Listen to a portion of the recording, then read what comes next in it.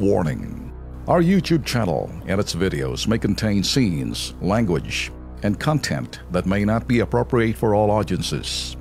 These videos include surveillance footage, undercover pursuit of suspects, actual police and rescue operations, and fearless confrontations. If you do not approve of the content, please do not watch our videos. If you wish to continue, we strongly advise that you proceed with caution. Viewers' discretion is advised.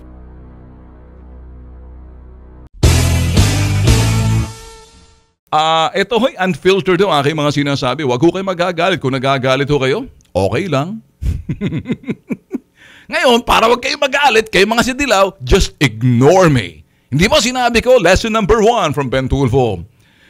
The greatest insult of all is acknowledging your very existence due to your stupidity.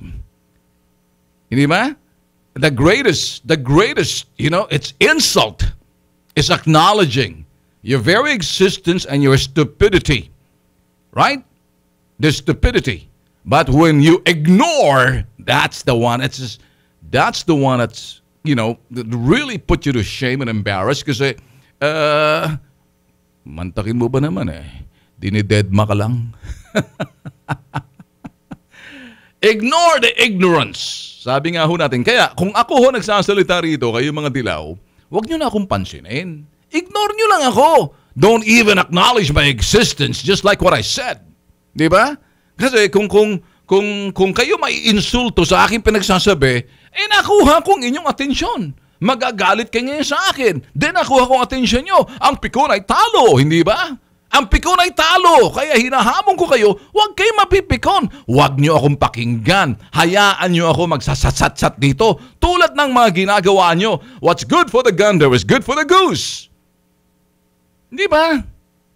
Kaya sabi ko sa inyong kabobohan ninyo, kung talagang papatulan at yan ay papansinin or yan ay sasang-ayunan, successful na kayo. Pero kapag yan ay dinedma, naiinsulto kayo. Ngayon, para ganun. Same thing. Okay? Let's take the dose of the same medicine.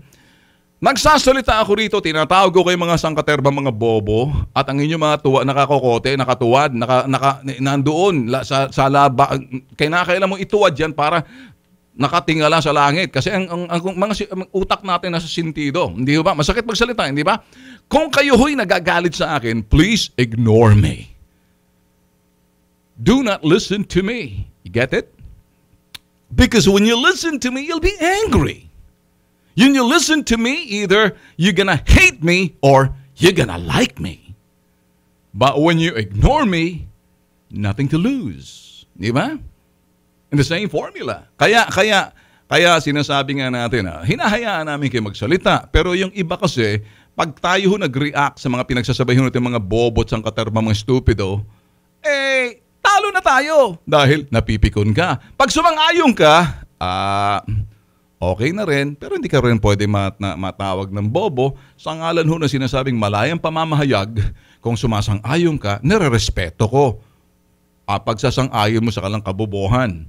Pag kumontra ka, nire-respeto ko rin, kaya lang napikon ka, talo ka.